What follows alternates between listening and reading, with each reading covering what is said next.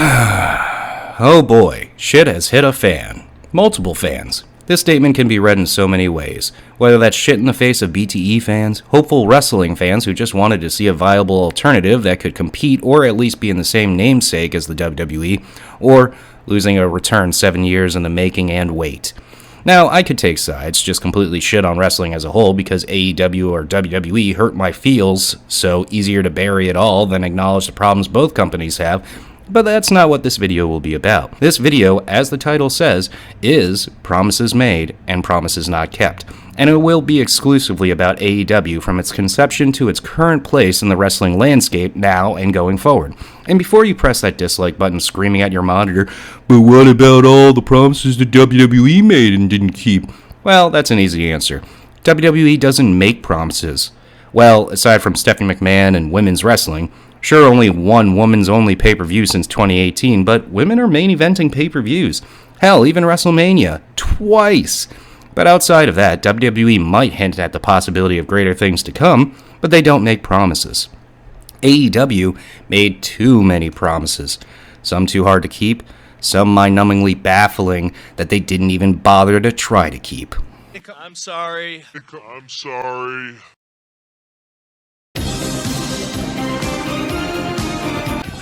Excuse Matt, he didn't go to college. So for those who do not know how AEW originally started, it all began off a sort of bet against everyone's favorite journalist, Dave Meltzer.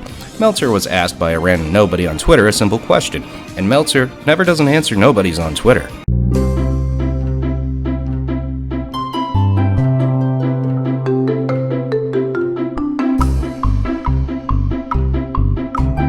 Do you think ROH could sell out a 10,000-seat arena, similar to Madison Square Garden?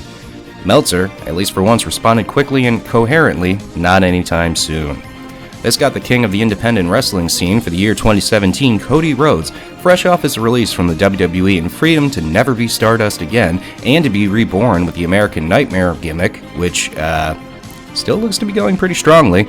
Cody, with piss and vinegar still in his blood, threw some salt back at Mr. Meltzer and simply tweeted back, "I'll take that bet." This led to All In 2018, which, yes, sold out the Sears Center in Chicago, and you probably know the rest of this story.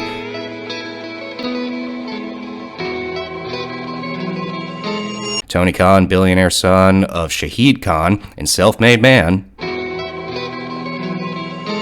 attended the show, loved what he saw, and decided to invest in this concept created by Cody Rhodes and the Young Bucks of wrestling with no limitations and freedom to be violent, funny, and technical.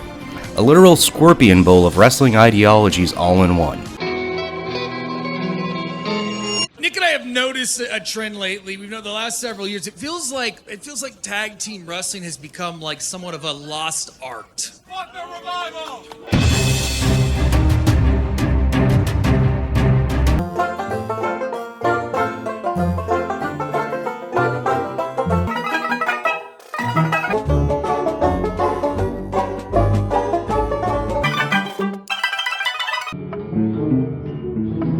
It's like you can't even see tag team wrestling on wrestling programs anymore.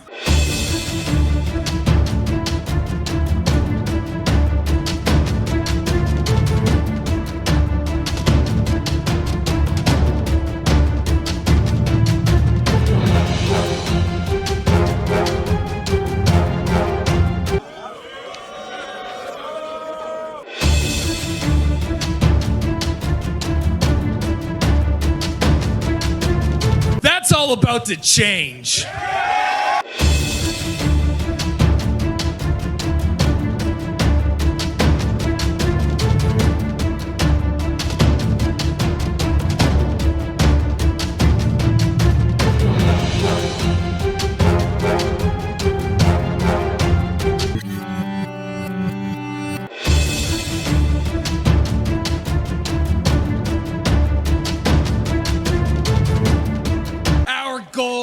Our main objective is to give you fans the best tag team division in the world.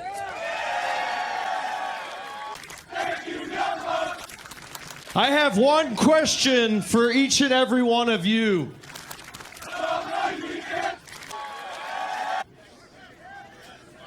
Can can tag team wrestling be the main event?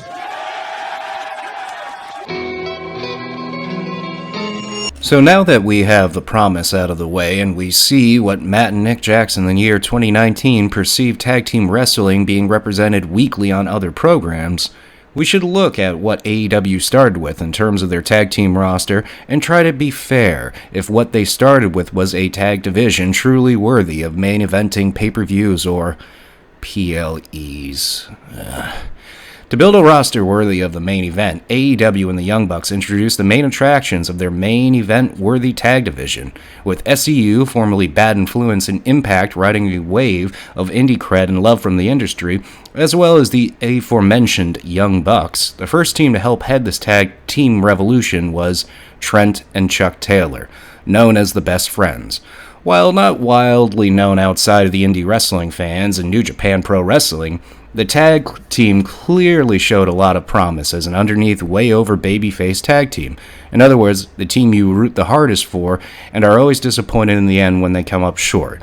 But we still hold out hope and root for them nonetheless. And much like their run in New Japan, earning the love of the crowd and audience, but would always come up short for the big prize. The next big tag team to be announced for AEW is the free agent signings of the Lucha Bros. Not to be confused with the Lucha Dragons or Lucha House Party, the Lucha Bros consisted of Rey Fenix and Penta El Zero, a pair of brothers who recently coming off a dominating run of both Impact Pro Wrestling and AAA Wrestling, the lead wrestling promotion of Mexico, as well as a huge level of street cred on the independent scene, and with both of these men being on WWE's radar at the time, made this a significant get for the new upstart promotion AEW. Outside of the Young Bucks, the Lucha Bros probably had the most public recognition as one of the more well-known tag teams of AEW. Now, to be fair, the tag team landscape for the top tag teams as free agents was pretty bare in 2019, and while the Best Friends, SCU, the Young Bucks, and Lucha Bros was probably the most known tag teams on the block at this time, it still lacked a real, widely known tag team name outside of the independent wrestling community. But for the main four tag teams to build your main event worthy of pay-per-views tag team division, it was at least a good place to start. That, and names like FTR, wouldn't become free agents for another year or two, so it was incumbent of these main four tag teams to be the pillars and represent this division going forward. AEW would also have to make new tag teams to challenge the older guard, but every division needs jobbers, green tag teams, enhancement talent, or young homegrown upcoming tag teams of the future, so AEW wouldn't just have to rely on the old guard philosophy. These tag teams included Private Party, consisting of Mark Quinn and Isaiah Cassidy, a charismatic tag team that looked to be AEW's answer to the Street Profits. The Dark Order, a group of masked men with a God of War cosplayer, Stu Grayson, and a fat hobo, Evil Uno, the one sitting on his skinny hobo Evil Henchman, as a cult-like heel faction / tag team / best buddies of the Young Bucks. Thing. Jurassic Express, a tag team consisting of Jungle Boy, the son of Luke Perry, and the less said about him, the better it is for the mental health of my comment section. Luchasaurus, a giant beefy boy who believes he is a dinosaur-human hybrid thing. Someone needs to jail Luchasaurus' mother, or at the least hashtag justice for Chopper. Along with their sidekick / manager / Freebird tag partner, Fun Size, Marco Stunt. And the less said about him, the better for the world.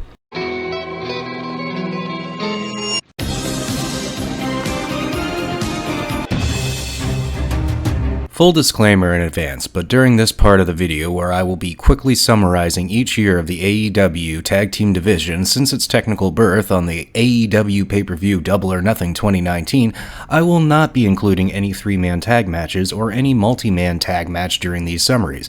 This is about true tag team wrestling in this video, the stuff your grandpa loves, 2-on-2 wrestling, and the stuff your grandma dines on. Heyo!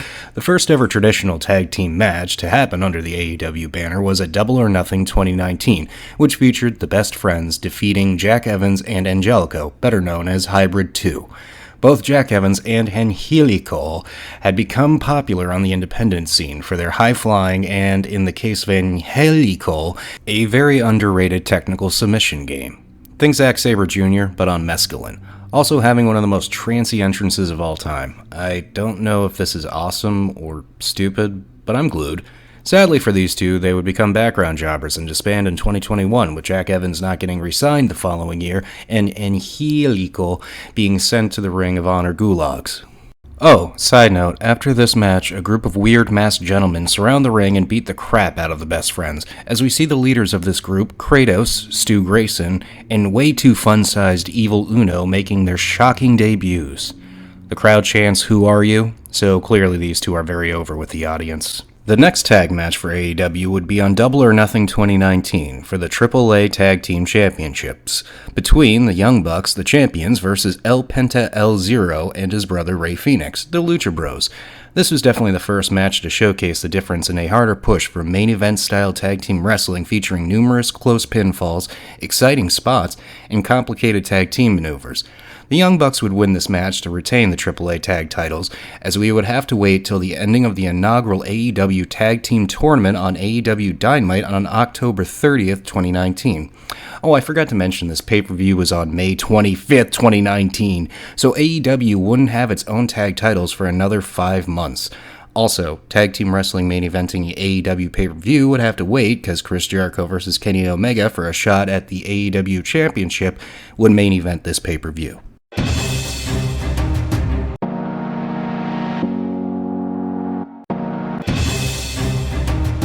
With 0 standard tag team matches for the special live event of Fyter Fest 2019 on TNT, AEW would make its second special live event show on cable TV, Fight for the Fallen, a tribute show to the troops. This show would feature a wider emphasis on tag team wrestling, showcasing new tag teams to watch in AEW going forward, and which of the established 4 main tag teams would push this division into the main event pay-per-view scene for AEW. The first match featured was a 3-way tag match of 3 teams of 2, Before You All Call Me a Mark Hypocrite, featuring the Dark Order of Stu Grayson and Evil Uno versus Hybrid 2 versus A Boy and His Dinosaur, which was the tag team of Luchasaurus and Jungle Boy. This was before they took on the tag team name of Jungle Express. A standard fun match won by the Dark Order. While this match did little for the Dark Order that no one really seemed to enjoy, much less understand at this point in time, much less cared for, and Hybrid 2 was fine, this was really the first introduction to the Jungle Express, and this show was the one that put them on the map with the fans moving forward. Next on the card was the Lucha Bros defeating SoCal Uncensored, thus earning a special victory to make up for their pay-per-view loss to the Young Bucks at Double or Nothing. The show would be main evented by Cody Rhodes and his brother Goldust, Dustin Rhodes, against the brothers of the Young Bucks. To me, this was the best tag team match of 2019 and could have main evented a pay-per-view easily, but this wasn't a pay-per-view, so sadly AEW still has yet to book a tag team match in a pay-per-view main event. Still, I would say check this match out. It's a classic. About 3 months after AEW's last pay-per-view, Double or Nothing, AEW would follow up with All Out, returning back to where it all began in Chicago at the Sears Center. The first tag match, and no, I'm not including the pre-show, was the rivalry match between the Dark Order versus the Best Friends.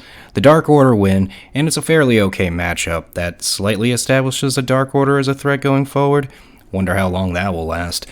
The next tag match on the card was the Lucha Bros versus the Young Bucks for the AAA Tag Team Championships in a ladder match, because we still got a couple more months until AEW can get its own damn tag titles. All joking aside, holy shit, this is one of those matches that if you want to convince a friend that AEW is different from the WWE, this would be that match. This is a total spot fest, had a baby with a 15-car pileup on the interstate, and it's a thing of beauty, honestly. And easily the second best tag match for AEW of the year 2019. The Lucha Bros would go on to win the match. After the match, the Young Bucks and the Lucha Bros are assaulted by 2 masked men wearing a Bill Clinton and a JFK mask. They reveal themselves to be none other than Santana and Ortiz. Another huge boost in signing for AEW and its tag team division, as the two had become hot commodities as free agents with a heavy interest from the WWE. So, a good steal from AEW after making their names in Impact / TNA Wrestling, whatever the fuck you want to call it, as one of the best and new young tag teams in the wrestling business. And do you hear that, Dark Order? That's a pop. The people actually knew who these guys are. ¡Ay! ¡Pero mira quién es! Ellos somos Ortiz y Santana.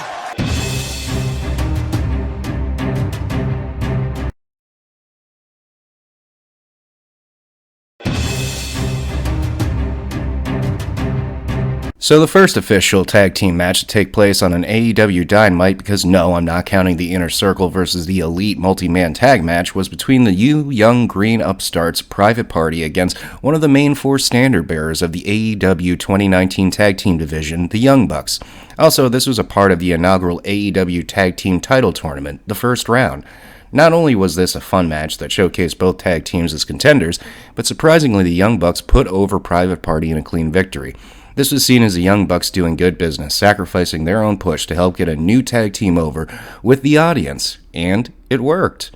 For how long? That's another question. The main event of Dynamite featured what in the year 2024 can only be considered cringe, but in 2019 was treated as the coolest thing ever, as the Lee Sex Gods, the tag team of Sammy Guevara, or as I like to call him, the Justin Bieber with the magical power of giving everyone concussions, and Chris Jericho, both from the Inner Circle, against the newly formed one-and-done tag team of Adam Page and Dustin Rhodes. I'd comment more on this match, but even the AEW YouTube page doesn't even have a YouTube clip of this match, so if AEW doesn't care about it, then nor do I. Les Sex Gods win the match. The third episode of AEW Dynamite on October 16, 2019 would be one of the better examples of AEW pushing its tag team division front and center. The show starts with a first-round matchup in the inaugural AEW Tag Title Tournament with two of the four main building blocks of the AEW Tag Team division, with the Best Friends taking on SCU. A great match between two babyface tag teams, and wouldn't you know it, the Best Friends lose to SCU in a heartbreaker. Oh, also, I wanted to bring up one of the worst referees I have ever seen in Rick Knox, that if people can count sewers, then I can count Rick Knox bad reffing. So let's begin the Rick Knox bad reffing count. That's not a legal tag at all. Like, that's the first thing everyone learns. Your entire Instagram is just pictures of buildings. Is that done to keep people from following you? No, it's done because I hate people. Right, see? Yeah, that's a great... Next up is the debut of Santana and Ortiz, as they take on enhancement talent John Silver and Alex Reynolds. We'll talk more about Silver and Reynolds later, as in this match they get squashed quickly by Santana and Ortiz, setting themselves as a threat, and with the Young Bucks eliminated from the tag tournament last week, Chris Jericho, on Santana and Ortiz's behalf, challenges the Young Bucks to a match for next week's Dynamite. Next match is another inaugural AEW Tag Title Tournament match between the Lucha Bros and the newly formed Jungle Express, formerly A Boy and His Dinosaur, who operate under Freebird rules. But since they chose Marco Stunt to tag with Jungle Boy instead of the 6'7" dude who thinks he's a T-Rex, the Lucha Bros win this match without much issue and advance to the semifinals. Following that match, the last tag team match to follow was Adam Page and Kenny Omega versus Pac and Jon Moxley, and I'd go into more detail about this match, but really it was and is a match to set up Moxley versus Omega at AEW Full Gear and Adam Page to face Pac at the same pay-per-view. These types of matches you'll never hear me get too in-depth on, for the fact this match doesn't push any actual tag teams and is really only done to set up singles feuds, though at a later point we will be talking about Adam Page and Kenny Omega as a actual tag team, as they eventually enter the "we got nothing for you, pal" main eventers thrust into the tag team division thing. 3 tag matches for the 4th episode of AEW Dynamite, as this episode would determine the finals for the first ever AEW Tag Team Champions in the inaugural AEW Tag Team Title Tournament. Say that shit 5 times fast. First up was the Lucha Bros with Private Party in the semifinals. A good match, with a lot of near falls and hope spots for Private Party, hot off their upset win over the Young Bucks, but due to their lack of experience, Private Party made one too many rookie mistakes, as the Lucha Bros would capitalize and earn a victory, advancing to the finals for next week's Dynamite. Next was the second semifinals match between the Dark Order, who advanced all the way back at All Out in August, when they defeated the Best Friends, and SCU, who recently defeated the Best Friends to advance. So the Best Friends lost twice in the same tournament. It's a okay match that really is probably the best match and showcase for the Dark Order tandem of Stu Grayson. Dude, don't call me Dick Grayson. Evil Uno, but SCU win and advance to face the Lucha Bros for the Tag Team Championships next week. Last on the show would feature the Best Friends facing off against the Young Bucks in a good back and forth match. The Best Friends are pretty much hopeless at this point, as they lose to the Young Bucks and have now lost every televised match to this point. After the match, the Young Bucks would accept Santana and Ortiz's challenge to a street fight at AEW Full Gear. Only one tag match for the 5th episode of Dynamite, but considering that one match is for the AEW Tag Team Championship, a pair of belts the audience have been waiting since May 25th for, not only was SCU facing off against the Lucha Bros in the finals of the AEW inaugural Tag Team title tournament for the first ever AEW Tag Team Championship, but this was the main event of Dynamite. No, not a pay-per-view, but baby steps, people. Come on now. This match was what you would expect from these two teams. Plenty of near falls, tag team maneuvers, high flying, overall a great match. What myself and I assume everyone watching wasn't expecting was the slightly rushed finish with Scorpio Sky getting a surprise cradle roll-up pinfall on El Penta El Zero. Good match, but it felt like a couple more false finishes were missed, but who cares? We're done with tag tournaments forever, and can just stay focused on the division and titles going forward. And considering the love from the industry that SEU had, from their peers to fans, honestly, not the wrong choice to have as your company's first ever tag team champions to represent it.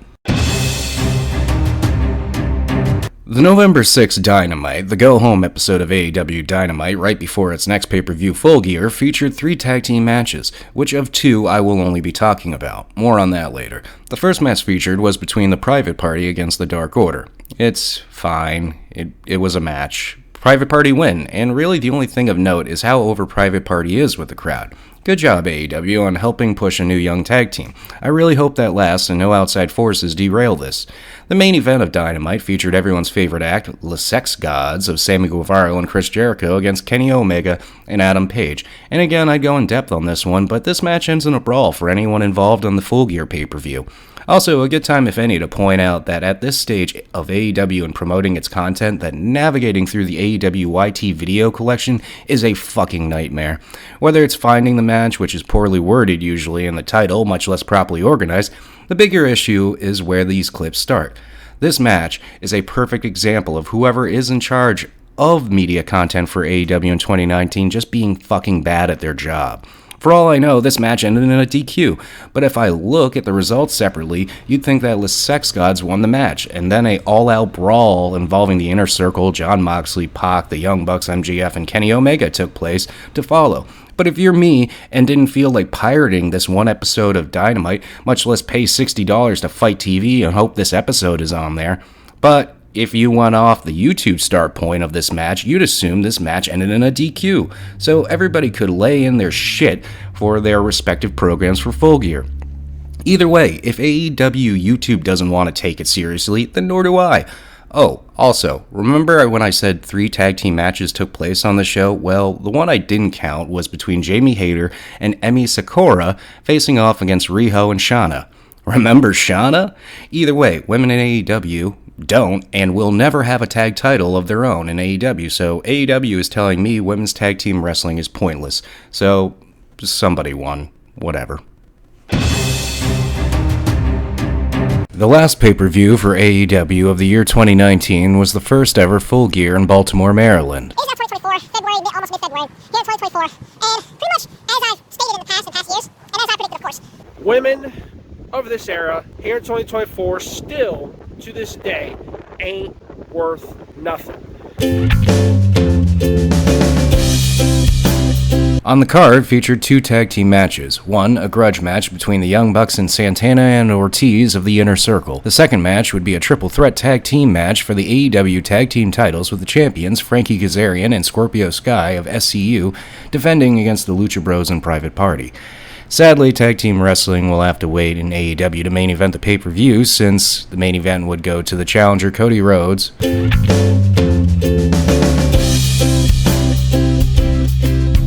against the AEW World Champion Chris Jericho.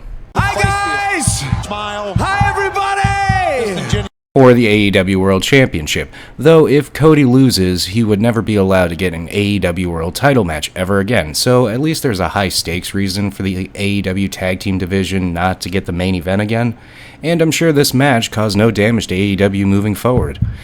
The opener of Full Gear was a grudge match between the Young Bucks and Santana and Ortiz. A great match that at the time, and even looking back, is a match that got Santana and Ortiz over with the AEW audience, and a decisive, clean win for Tito and Santana as well. The last tag match was a triple threat tag title match, with SCU retaining over Private Party, and maybe this isn't an unpopular opinion, but this was the match of the night for me, because it did what was needed, got SCU over as the champs, kept the Lucha Bros strong, and gave a highlight reel of good spots for both losing tag teams. Great match. On the 7th episode of AEW Dynamite, the first show after their inaugural pay-per-view Full Gear, the first match we are treated to is the Dark Order facing off against the Jurassic Express, but sadly, the Marco Stunt and Jungle Boy variation, so the Dark Order pick up a very easy win.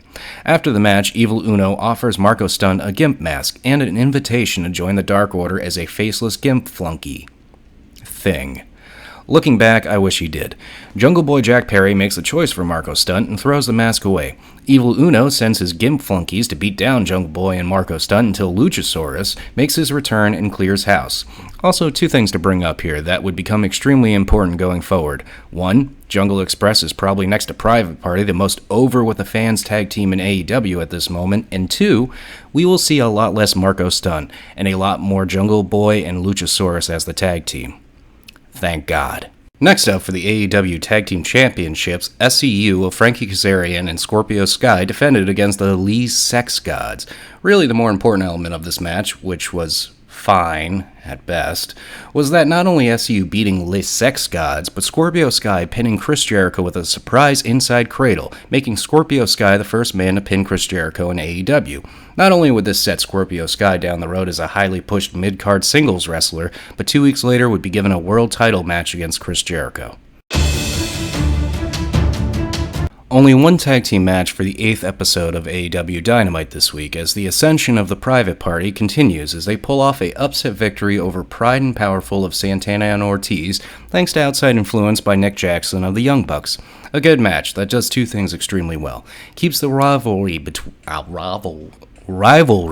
between the Young Bucks and Pride and Powerful ongoing and with more tension, but also puts Private Party front and center as the biggest uprising tag team on the roster. I mean, Private Party now has wins over the Dark Order, the Young Bucks, and Santana and Ortiz. With this level of a push and love from the fans, it should only be a matter of time before Private Party is the most over tag team in AEW and has become multiple tag team champions for AEW by this point in 2024.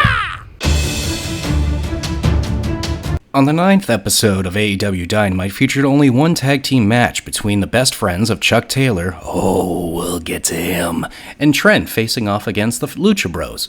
Only one thing of extreme significance to me I got from this match, aside from the fact the best friends win in a okay match, which, by the way, is the first time the best friends have won a match on Dynamite, which you would think would be my deeper analysis of this episode of AEW Dynamite, but if I may go into my history of my failed attempt into becoming a professional wrestler, I will borrow a quote from Adam Cole, who's ready for story time with This Game Gave Me Cancer.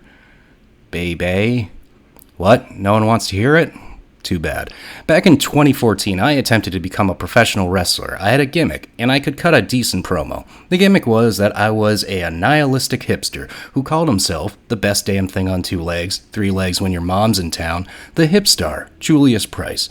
I was a 5'9", 200-pound hopeful, just getting down most of the basics. I trained in Holyoke, Mass. under Chaotic Wrestling, a wrestling company under the Killer Kowalski branch. My trainer was Kevin Bowe. Tough dude, but great to learn from. Taught me a whole lot, and on my first 3 days called me a mini Scott Hall just for the way I could sell and pick myself up after a bump. One day, without letting Kevin know, or ask his approval, I decided to go into business for myself and hit the ropes before I had been properly trained on how to do so. And right as I hit the ropes the second time, Kevin noticed something so egregious and heinous he made the whole class stop everything they were doing and made me hit the ropes again for everyone to watch. He used me as an example of what to never, ever fucking do, which was with your dominant arm keep over the top rope while your non-dominant arm is raised or even with the end of your rib cage. But me, being the green dork that I was, I grabbed the second rope with my non-dominant arm. As a punishment, or really just to beat into my head not to do anything before Kevin felt it was safe for me to do, he decided to reward me by having me do something he knew I could do well. Taking shoulder tackle bumps. The catch? He made the whole class of 15 trainees and Kevin himself run the gauntlet on me 3 times, so about 45 flat back shoulder tackle bumps I took. This taught me, don't supersede your coach. That, and I would have to sleep on a wooden floor for a week because my back was, needless to say, fucked. I later left my wrestling dreams a year and a half later after this, not because of this incident, but because I was in a rut and at this point in my life, I had to put wrestling on the back burner. My motivation was dead. This brings me now to Chuck Taylor, who many consider to be the king of the indies, having wrestled for 16 years before joining AEW on the independent scene. Trained by Brandon Walker, who I have never heard of, but I have to assume he was half the wrestler that Kevin Bowe was, because look at this asshole, just grabbing the second rope. 16 years, and now on mainstream TV, and this asshole can just get away with it. Just like that, and get paid six figures. I want to contract syphilis, just so I can shoot my pus-filled load into this asshole's next salad he eats, so every time his opponent gives him the rundown of the next sequence as they press Chuck Taylor against the ropes, his opponent will instantly tell him before going into the next spot, "Bro, your breath smells like rotten pus-filled semen. Fuck you, Chuck." But in all fairness, I will get to every other wrestler in these video essays that do this shit too, and get away with it. And don't you worry, I'll get to them.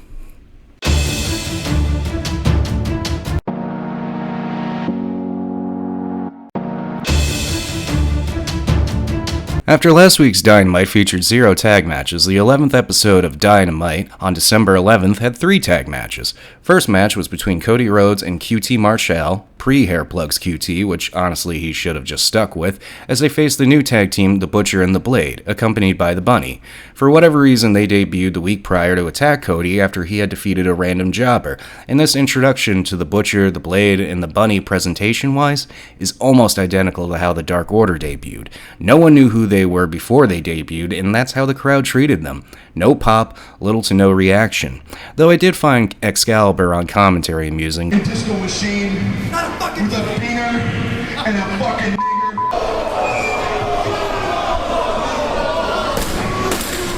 since he knew who they were almost immediately and introduced them all by their names, almost as if Excalibur had a rundown sheet he's reading off, or he just felt like taking the mystery all away from this debut, much the same he did to the Dark Order. Unironically, JR is on commentary and speaks for us, the audience, in our confusion. Look at this behind. What the hell's that? The Blade! Who is it? The Blade! The Butcher not far behind him merging! Blade and the Butcher? The Butcher and the Blade! We've never seen these two men on AEW before, have we? We have not seen them before. The Butcher and the Blade! Oh, I don't know what the hell's going on here, folks. The Butcher and the Blade win in a sloppy match. Next match was Adam Page and Kenny Omega facing off against the one-and-done tag team of Shawn Spears and Kip Sabian. Kenny Omega and Adam Page win in a match that doesn't really show what the tag team of Kenny Omega and Adam Page would eventually become, as Page just sells on the floor most of the match, as it ends with Shawn Spears leaving Kip Sabian behind to save Tully Blanchard, who is tied up in a chair on the entrant ramp by Joey Janela. Spears leaves his partner to save Blanchard as Omega beats and pins Kip. Brownie points, though, to Penelope Ford, because her hurricanrana at Adam Page from the apron is the only thing to take away from this match. Next up was a Texas Street Fight grudge match between Santana and Ortiz against the Young Bucks, with a shot at the AEW Tag Team Championships the following week for the winner. Fun match, if not a little too much in certain places, as Brandon Cutler, Jake Hager, Sammy Guevara come in to take spots, because, you know. thank you, fuck you. Bye. Aside from it being a clusterfuck, you get a lot of false finishes, table spots, and if you made a drinking game for every super kick, you'd be dead from alcohol poisoning. The Young Bucks win, so they will face another babyface tag team in SCU. Probably should have just let Santana and Ortiz win, considering what would follow the SCU Young Bucks tag team title match. 3 matches for the last Dynamite of the year 2019, because the last AEW Dynamite was on Christmas, so that just ended up being a 2019 recap show. First up was Kenny Omega and Hangman Adam Page against the Lucha Bros, a good match that develops more of the idea that Adam Page and Kenny Omega are working against each other rather than working with one another. In other words, each other's trying to one-up the other to say they're the better wrestler. The Lucha Bros take advantage of this and pin Kenny Omega for the victory. Next up was Cody Rhodes and his new non-balding partner Darby Allin, as they face the Butcher and the Blade. Cody and Darby win in a match, definitely better than the QT Marshall tag match. Also, Darby only kills himself once in the match, falling a little short with a suicide dive. Cody hits a springboard cutter on the Blade for the win, as this match really is just to set up a singles feud between Darby Allin and Cody Rhodes. The last tag team match for AEW in the year 2019 would be SCU defending their tag team championships against the Young Bucks. A good match, which sees SCU win with the SCU later on Nick Jackson for SCU to retain their tag team championships. After the match, the Dark Order Creeper Minion things surround the ring as SCU and the Young Bucks are completely surrounded. Evil Uno and Stu Grayson cut a promo to the ring as Evil Uno orders the henchmen to attack the four of them. This whole thing is a hot, sloppy mess, but we do see a maskless Alex Reynolds and John Silver as they are now officially Dark Order, and start a beatdown with the rest of the Creepers on SCU and the Young Bucks. Kenny Omega tries to make the save, but it's literally 13 masked dudes against the 5 of them, so Kenny gets taken out. Cody and Dustin Rhodes come down to try to make the save for some reason, as they get taken out too. Evil Uno cuts a promo on the Young Bucks, setting up a rivalry as Evil Uno fists Matt Jackson's mouth for some reason. So yeah, this is how AEW ended 2019 for some reason. What the hell? Oh my God. Get off that shot. That's distasteful.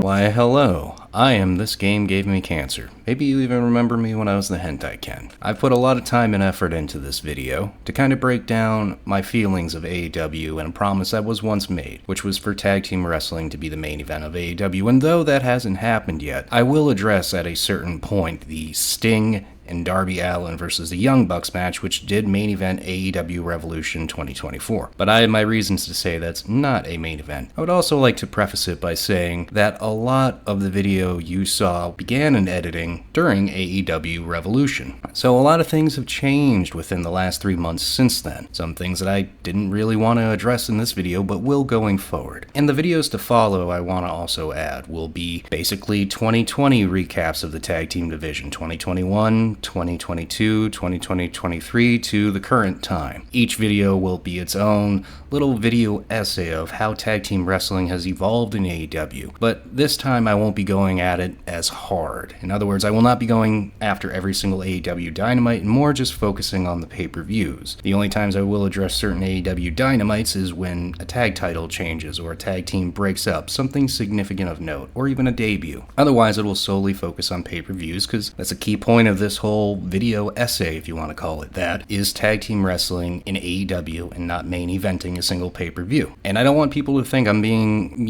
ill will against AEW. I like AEW, and I truly want it to succeed. I want it to be WCW 98 versus WWE, or WWF, 98. I don't want it to be WCW 2000 versus WWF 2000, because we all know how that ends. But at the same point, we can't really expect it to improve unless we get the things that we were initially given as a bill of goods of why we wanted to like this thing in the first place. We all have different opinions, and you might not like mine, but again, it's an opinion. And I really, really, really just enjoy wrestling. I hope you do too, and hopefully you got some humor out of this video, maybe you got a little bit of education out of it, or even better yet, maybe it encourages you to watch AEW. That's all I'm here for. And I promise eventually soon, hopefully, because God, it'll take a lot less editing to do it this time, I will have the AEW 2020 Tag Team Wrestling Retrospect. Hopefully soon. Thank you. What the hell? Oh my God.